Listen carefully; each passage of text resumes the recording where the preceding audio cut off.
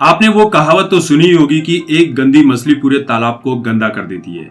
लेकिन अगर तालाब ही गंदा हो, पूरी तरीके से उसमें जहर फैला हो, तो मछली क्या, अगर इंसान भी उस तालाब के भीतर जाएगा तो वो भी मर जाएगा।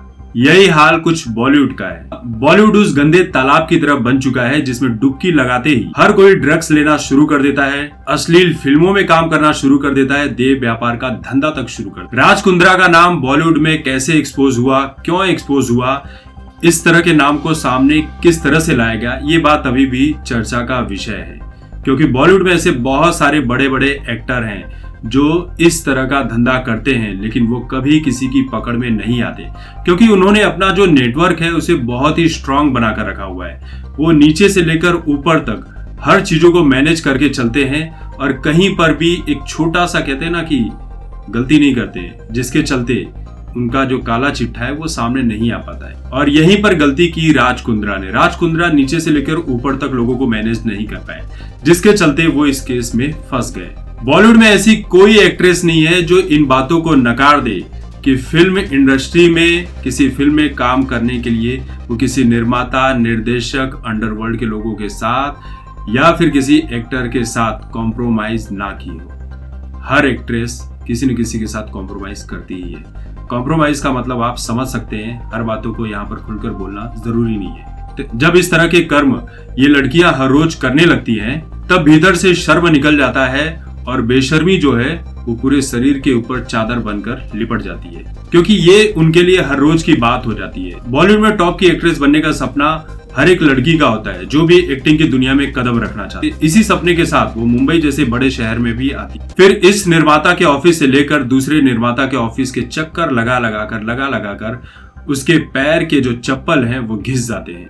जब अंदर से वो टूटने लगती है और सारे पैसे खर्च हो जाते हैं और अपने को जीवित रखने के लिए उनके पास कोई आइडिया नहीं बचता, कोई जरिया नहीं बचता है, तब वो गंदे कामों में उतर जाती है। क्योंकि भूखे पेट तो रह नहीं सकता कोई भी, जिंदा रहना है तो कुछ न कुछ तो खाना होगा, और भाई खुली सड़क पर तो सो नहीं सकते, एक छत चाहिए ही चाहिए, कुछ तो करना होगा, फिर इन्हें कॉम्प्रोमाइज करना होता है। इन बड़े बड़े निर्माताओं के ऑफिस के बाहर, छोटे छोटे रेस्टोरेंट में, होटल्स में, कॉफी शॉप की दुकानों पर कई तरह के बॉलीवुड के दलाल घूमते रहते हैं जो इन एक्ट्रेस को एक बकरे की तरह लेते हैं। मतलब कि इनके लिए वो बकरा होती है जिसे बस हलाल करने की देरी होती है। ये इन लोगों को अपनी बातों में लेते हैं, बहलाते हैं, फुसलाते हैं, तरह तरह के बड़े बड़े सपने दिखलाते हैं। फिर शुरू होता है असली काम, क्योंकि कोई भी निर्माता, निर्देशक या कलाकार, जो बड़ा कलाकार है, किसी भी लड़की से डायरेक्ट इस तरह की बातें नहीं करता है कि तुम्हें मेरे साथ कॉम्प्रोमाइज करना है। इसके लिए इन लोगों ने दलाल छोड़ रखे होते। वो दलाल उन लड़कियों को फंसाते हैं अपनी बातों में,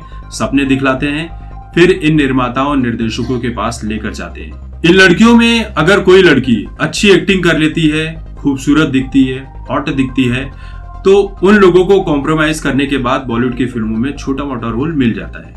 कुछ एक्ट्रेस ऐसी होती हैं जो दिखने में भी खूबसूरत है लेकिन उन्हें एक्टिंग ढंग से नहीं आती है, तो उन्हें भाई डांस करने का मौका दे दिया जाता है बैक स्टेज पर, या छोटे मोटे रोल दे दिए जाते हैं चलने फिरने के।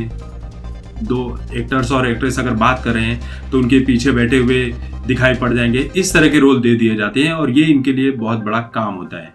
और वो लड़कियां जो दिखने में भी खूबसूरत नहीं होती और जिन्हें एक्टिंग तक नहीं आती है, उन्हें देह व्यापार के धंधे में धकेल दिया जाता है, और एक बार उस देह व्यापार के धंधे में वो घुस जाती हैं तो वो फिर निकलकर उससे कभी नहीं आ पाती है, क्योंकि वहां से निकलना मतलब अपनी जान को खतरे में डालना हो। बॉलीवुड इंडस्ट्री से लेकर साउथ में ऐसी कई एक्ट्रेस हैं जो काम ना होने के चलते इस देह व्यापार के धंधे में उतरी और पकड़ी गई। एक बार गलत काम में लिप्त होने के बाद शुरुआती जो पैसे मिलते हैं एकदम जिसका कोई नाम नहीं है।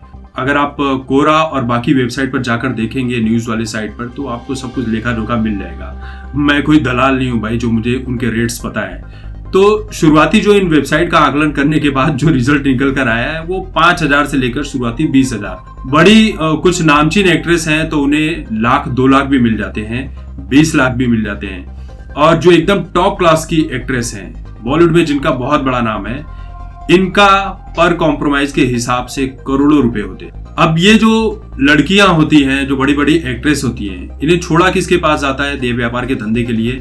किनके साथ कॉम्प्रोमाइज करना पड़ता है? बड़े बड़े निर्माता, निर्देशक, बड़े बड़े एक्टर्स पॉलिटिशियंस, अंडरवर्ल्ड के लोग, इन लोगों के पास छोड़ा जाता है और जो दलाल इन्हें इन लोगों के पास लेकर जाते हैं उसमें से 25 से 30% हिस्सा अपने पास रख लेते हैं, बाकी इन लोगों को दे देते हैं।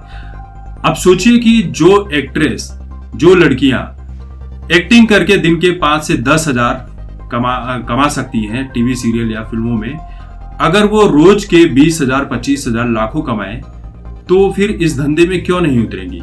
उनके लिए तो भाई पैसे सब कुछ हो जाते हैं। एक्टिंग मिलेगी नहीं मिलेगी इसका तो कोई जरिया नहीं है। बॉलीवुड में ऐसे बहुत सारे लोग आते हैं जो दिखने में तो बहुत अच्छी एक्टिंग करते हैं, करियर भी ऐसा लगता है कि बहुत ऊंचाइयों तक जाएगा, लेकिन अचानक से गायब हो जाती है। अब आप सोचिए कि मुंबई जैसे शहर में इन लड़कियों के लिए रहना इतना मुश्किल क्यों है और इस तरह के धंधे में उन्हें उतरना क्यों पड़ता है? ये मजबूरी है, ये कोई खुशी के लिए नहीं उतरती है। एक बार मजबूरी के लिए उतरती हैं और ये जिंदगी भर के लिए उनकी मजबूरी बन जाती है। अच्छी लाइफस्टाइल जीने के लिए आपके पास कार होना चाहिए, जिम की फीस, सैलून का खर्चा, ट्रेनर की फीस, लाइफस्टाइल का खर्चा, शॉपिंग का खर्चा, इमेज कंसल्टिंग का खर्चा, पीआर का खर्चा, पर्सनल बॉडीगार्ड का खर्चा, क्योंकि बॉडीगार्ड दिखाएंगी तो भी लगेगा कि भाई ये तो कुछ तो है, house rent, personal staff, driver, manager, ये सब कुछ। अगर ये चीजें नहीं कर सकती तो आप बॉलीवुड में जिंदा नहीं रह सकते। अगर इसमें से बहुत सारी चीजें निकाल भी दी जाए फिर भी आपको रहने के लिए घर चाहिए, ट्रेवलिंग का खर्चा, खाने का खर्चा, कपड़ों का खर्चा, ये सारी चीजें तो होंगी ही होंगी।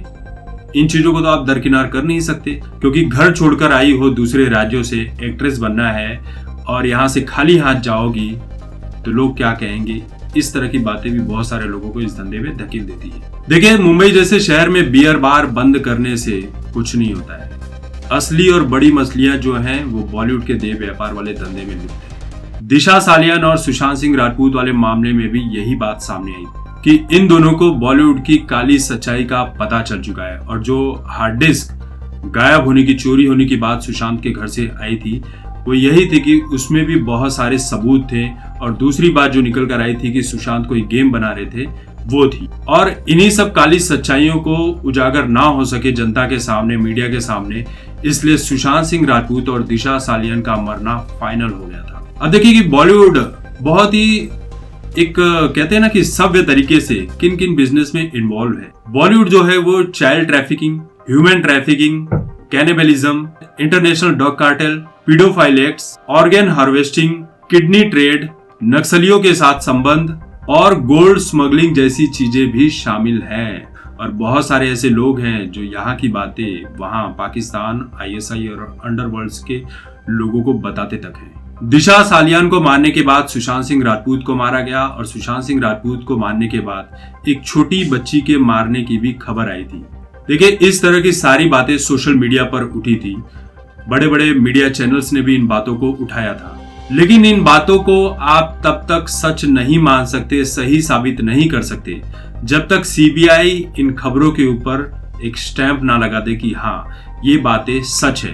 क्योंकि सीबीआई जब अदालत में जाएगी तो वहां पर उसे सबूत पेश करने होंगे और अदालतें आम जनता के इमोशन पर नहीं चला करती, वहां पर सबूत दिखाने पड़ते हैं। जब सबूत दिखाएंगे तभी बात आगे बढ़ेगी। बॉलीवुड में अकेले प्रोस्टिट्यूशन का बिजनेस ही हजारों करोड़ों का है। इसमें बड़ी बड़ी एक्ट्रेस तक शामिल हैं जो इस काम के लिए मना तक नहीं कर सकती। बहुत सारी एक्ट्रेस ऐसी भी हैं जिन्हें शादी के बाद भी इस तरह के काम करने पड़ते। अगर उन्होंने मना किया तो उन्हें मरना हो सकता है, क्योंकि अंडरवर्ल्ड किसी को छोड़ता नहीं है। ऐसी कई एक्ट्रेस हैं जो पैसे लेकर देश विरोधी बातें करती हैं, ट्वीट्स लिखती हैं। बहुत सारी ऐसी हैं जो देश विरोधी नारे लगाने वालों के साथ जाकर खड़ी हो जाती है। ये बातें हमारे और आपके लिए बड़ी हो सकती है, उनके लिए नहीं। उनके लिए सिर्फ और सिर्फ पैसा ही मायने रखता है। वो बातों को इस तरह से लिखती हैं कि उनके जो सपोर्टर हैं उन्हें लगता है कि हाँ ये सही बातें कर रही है। जो लोग भाई अब सरकार को पसंद नहीं करते, उन एक्ट्रेस को पसंद करते हैं और वो देश विरोध में कोई बातें लिखती हैं तो उन्हें लगता है कि नहीं ये सही बोल रही है, सरकार गलत है। देखिए, अगर एक इंसान के तौर पर आप खुद ही देश विरोधी बातें लिखना शुरू कर दीजिए, तरह तरह की चीजें करना शुरू कर दीजिए, जितने भी गलत काम है वो शुरू कर दीजिए, तो आपके पास पैसे की कोई कमी नहीं होगी। लेकिन आपका ज़मीर इन बातों के लिए गवाही नहीं देगा तो आप इन कामों को कभी नहीं कर पाएंगे। जो लोग अपने ज़मीर का सौदा करके इस तरह के काम करते हैं वही लोग पैसे कमाते हैं और वही लोग आगे भी बढ़ते हैं। लेकिन पैसे कमाने के बहुत अच्छे तरीके भी हैं, लेकिन अच्छे तरीके से पैसे कमाने के लिए जिंदगी निकल जाती है, बहुत टाइम लगता है, बहुत मेहनत लगती है। लेकिन गलत काम करने के लिए आपको बहुत ज्यादा मेहनत नहीं करनी पड़ती, बस आपको अलर्ट रहना पड़ता है और बहुत सारे लोगों को नीचे से लेकर ऊपर तक मैनेज करके चलना पड़ता है। बॉलीवुड में ये जो प्रोस्टिट्यूशन का बिजनेस है, ये बॉलीवुड का पार्ट टाइम बिजनेस है। मेन टाइम बिजनेस एक्टिंग करना है, लोगों को बेवकूफ बनाना है एंटरटेनमेंट के नाम पर, लेकिन पिछले दरवाजे से जो असली काम है इनका प्रोस्टिट्यूशन का ही है।